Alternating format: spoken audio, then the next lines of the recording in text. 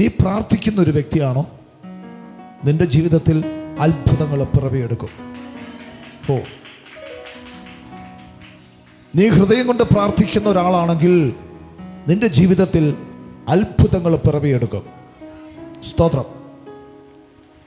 1 ശമൂവേൽ 1:15 അവൾ ഹൃദയം പകർന്നു പ്രാർത്ഥിച്ചു എന്നാണ് പറയുന്നത്. ഹന്ന ഹൃദയം പകർന്നു പ്രാർത്ഥിച്ചു. പ്രാർത്ഥിച്ചതിൻ്റെ റിസൾട്ട് അടുത്ത വർഷം അവൾക്കൊരു കുഞ്ഞിനെ കിട്ടി.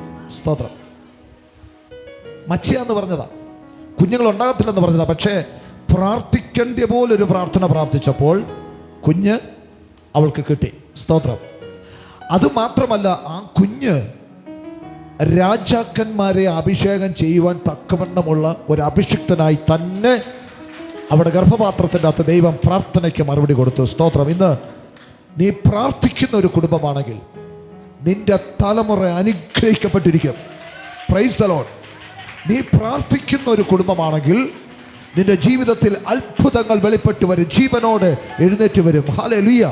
ലൂക്കോസിന്റെ സുവിശേഷം 1-ാം അധ്യായത്തിൽ സക്കറിയാവിനോട് ദൂതൻ പറയാണ്, സക്കറിയാവേ, നിന്റെ പ്രാർത്ഥനയ്ക്ക് മറുപടിയായി, ഹല്ലേലൂയ, പ്രാർത്ഥനയ്ക്ക് മറുപടിയായി നിന്റെ ഭാര്യ എലിസബത്ത് അവൾ ഗർഭിണിയാ.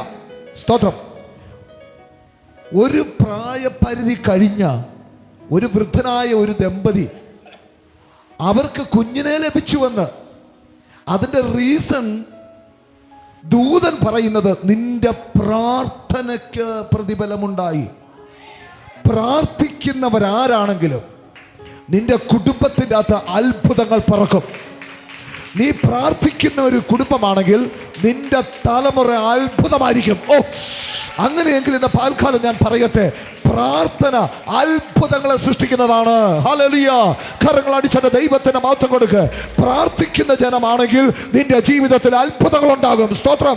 വെറുതെ ഒരു ഷോ കാണിക്കുന്നതിലല്ല, പ്രാർത്ഥിച്ച് ജയമെടുക്കുന്ന ദൈവമക്കൾ ഇതിനകത്തുണ്ടെങ്കിൽ കരങ്ങൾ അടിച്ച് എന്റെ ദൈവത്തിന് മഹത്വം കൊടുക്ക്. ഇന്ന് പകൽക്കാലം സ്വർഗം എന്നോട് പറയുന്നു, നിന്റെ തലമുറയുടെ മുകളിൽ ചില അത്ഭുതങ്ങൾ പുറപ്പെട്ടു വരുന്നുവെന്ന് ദൈവത്തിന്റെ പരിശുദ്ധാത്മാവ് ദൂത് പറയുക. ഓ, ആമേൻ.